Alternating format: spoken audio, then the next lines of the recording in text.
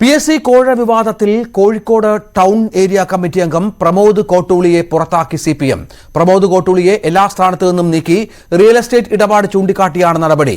തനിക്കെതിരെ ഗൂഢാലോചന നടന്നുവെന്നാണ് പ്രമോദിന്റെ പ്രതികരണം. നിയമ നടപടിയുമായി മുന്നോട്ടു പോകും.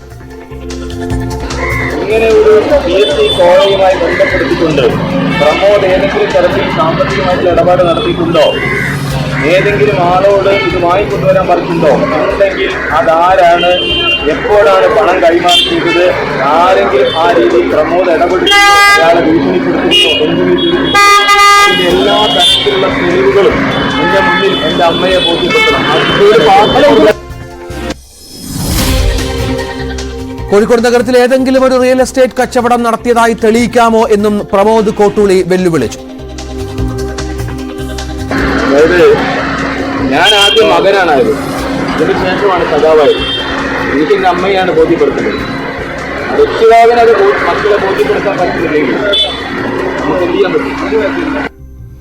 പരാതിക്കാരനായ ശ്രീജിത്തിന്റെ വീടിന് മുന്നിൽ അമ്മയ്ക്കും മകനുമൊത്ത് പ്രതിഷേധിക്കുകയാണ് പ്രമോദ് കോട്ടൂളി.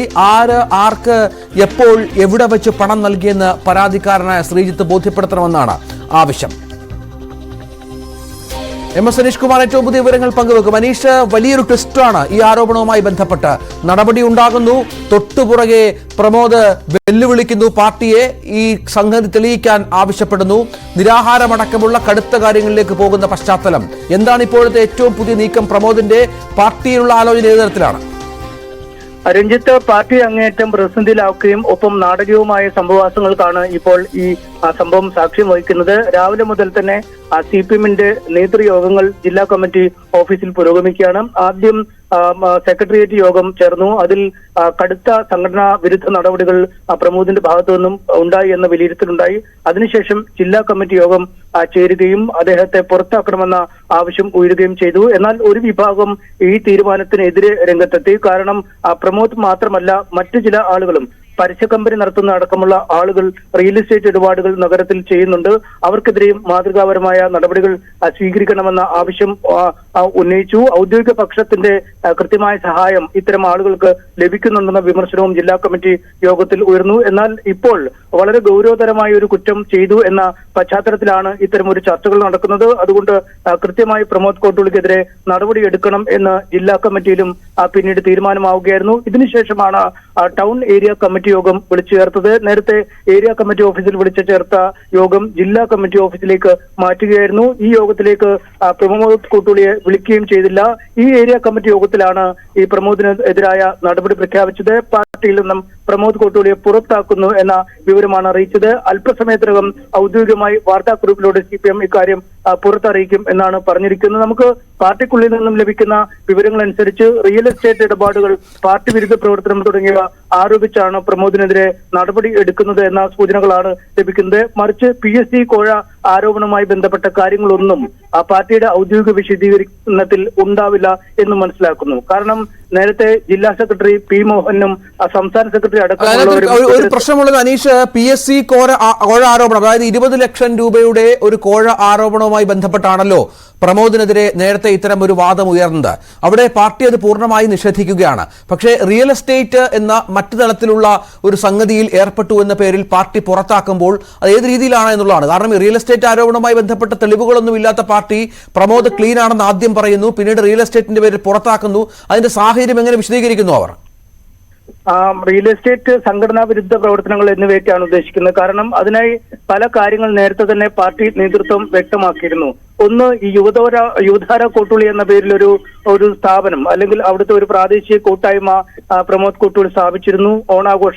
ആഘോഷ പരിപാടികൾ തുടങ്ങിയവയിലേക്കാണ് ആദ്യം ഇത് നീങ്ങിയതെങ്കിൽ പിന്നീട് ജീവകാരുണ്യ ഇടപെടലടക്കം വലിയ പലതരത്തിലുള്ള ഇടപെടലുകളും ഇവ നടത്തിയിരുന്നു. പാർട്ടിക്കപ്പുറം ഒരു സമാന്തര സംവിധാനം എന്ന പേരിലേക്ക് ഈ യുവധാര കോട്ടൂളി വളർന്നെന്ന വിമർശനം പാർട്ടിക്ക് നേരത്തെ തന്നെ ഉണ്ടായിരുന്നു. ഇതിന്റെ പ്രവർത്തനങ്ങളുമായി ബന്ധപ്പെട്ട കൃത്യമായ വിവരങ്ങൾ പാർട്ടി അറിയിക്കണമെന്ന കാര്യം കോട്ടൂളി പാലിച്ചില്ല എന്നടക്കമുള്ള വിമർശനങ്ങൾ പാർട്ടി യോഗങ്ങളിൽ നേരത്തെ ഉയർന്നു വന്നിരുന്നു. പലതവണയായി ഇക്കാര്യത്തിൽ ജില്ലാ സെക്രട്ടറി അടക്കം താക്കീത് നൽകിയെന്ന വിവരങ്ങളും പുറത്തു വന്നിരുന്നു. എന്തായാലും ഇത്തരം പലവിധ കാര്യങ്ങൾ ചൂണ്ടിക്കാട്ടിയാവും ഇപ്പോഴത്തെ നടപടിയെന്നാണ് പാർട്ടി വിശദീകരിക്കുന്നത്. കാരണം PSC നടപടിക്രമങ്ങളുടെ പേരിലെ നടപടിയെന്ന് വിശേഷിപ്പിച്ചാൽ പിന്നീട് ഗുരുതരമായ നിയമ പ്രശ്നങ്ങൾ, നിയമപരമായ പലതരത്തിലുള്ള അന്വേഷണങ്ങളും മറ്റുമൊക്കെ ഇത് കേന്ദ്രീകരിച്ച് വരേണ്ടി വരും.